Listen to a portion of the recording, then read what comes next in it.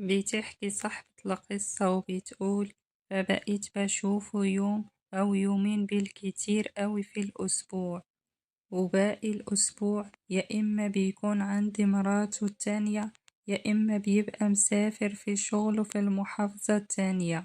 وفعلا أنا كنت حاسة بالوحدة والفراغ.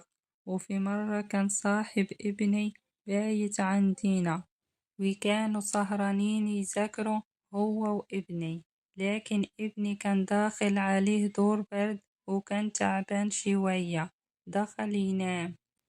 وصاحبه سهر يكمل مذاكرة، وسألته إذا كان عايز أي حاجة أعملها له يشربها. قلت له لو عايز حاجة تاكلها أو تشربها، أنا قاعدة برا شوية هتفرج على التلفزيون. وشوية ولقيته إجا وقعد يتفرج معايا على التلفزيون. أنا اسمي حنان.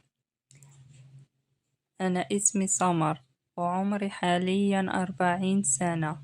اتجوزت من 20 سنة، والحمد لله ربنا رزقني بولد واحد، هو ابني الوحيد. حاولت أخلف ولاد تاني لكن معرفتش، فرضيت بنصيبي وقلت الحمد لله.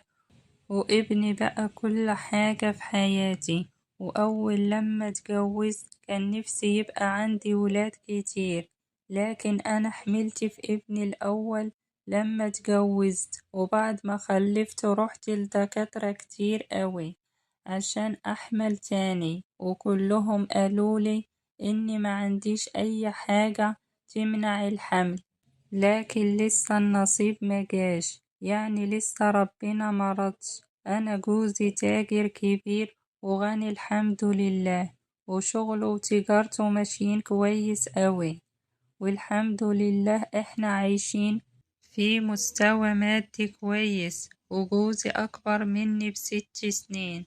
بصراحة هو إنسان محترم أوي، وطول عمره محترم وكويس معايا. وبعد كام سنة من جوازنا، لما ابني بقى عمره 7 سنين، جوزي قالي إنه هو نفسه في ولاد تانية، يعني نفسه إننا نخلف تاني. وساعتها قلتله أنا مش متأخرة، أنا حاولت كتير لكن ما حصلش نصيب. رد عليا وقالي بصراحة أنا عايز أتجوز، أنا نفسي أخلف تاني، وابننا دلوقتي عنده 7 سنين، ومن ساعة ما خلفناه انتي محملتيش تاني. أنا عايزة أتجوز وأخلف، وابننا يبقى ليه إخوات، ويبقى هو وإخواته كده كتير حواليا. وما تقلقيش، انتي هتفضلي زي ما انتي، وهتفضلي في بيتك معززة مكرمة، انتي وابنك، ومفيش أي حاجة هتنقصك. وساعتها أنا ما كنتش عارفة أقوله إيه. واتجوز جوزي واحدة من اللي شغالين في المحل من محلاته، يعني موظفة عنده، وهو أخد لها شقة لوحدها. وبعد 5 سنين بس من جوازه منها، هو خلف 3 أولاد. واتعودت على نظام حياتي الجديد، إنه جوزي كان وقتها بيبقى متقسم الأسبوع ما بيني وما بين الزوجة التانية. وهو بصراحة كان على طول بيحاول إنه هو يعدل ما بينا، يعني لو جابلي حاجة يجيب لها زيها، ويقعد عندي نفس الوقت اللي كان بيقعدوا عندها. لكن هي كان عندها منه 3 أولاد، وكان برضو بيتشغل بيهم على طول. يعني في الأول، أول لما اتجوز الزوجة التانية، كان فعلا بيعدل ما بينا.